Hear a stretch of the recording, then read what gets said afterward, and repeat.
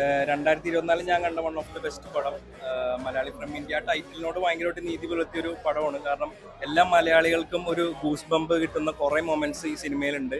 Especially Nivin already comeback വന്നതാണ്, ഒന്നും കൂടി ഒരു തിരിച്ചുവരവ് നിവിൻ്റെ ഭാഗത്ത് നിന്ന് ഉണ്ടായിട്ട് അടിപൊളി പെർഫോമൻസ് ആയിരുന്നു.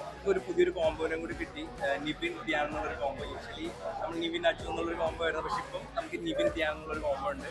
പിന്നെ ഇതിൻ്റെ ഹൈലൈറ്റ് എന്ന് പറയുന്നത് മ്യൂസിക്കാണ്. ജെക്സ് ബിജോയുടെ കിഡിലൻ ബാക്ക്ഗ്രൗണ്ട് മ്യൂസിക്കാണ്.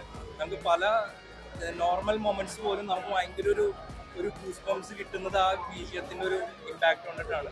പിന്നെ ഷാരിസ് മുഹമ്മദിൻ്റെ അടിപൊളി എഴുത്തും ഡിജോയുടെ അടിപൊളി ഡയറക്ഷനും കൂടി കൂടിയപ്പോൾ മലയാളി ഫ്രം ഇന്ത്യ 2024 അടുത്തൊരു ഹിറ്റാണ്.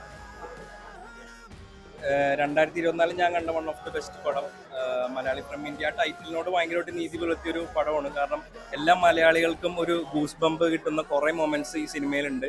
Especially Nivin already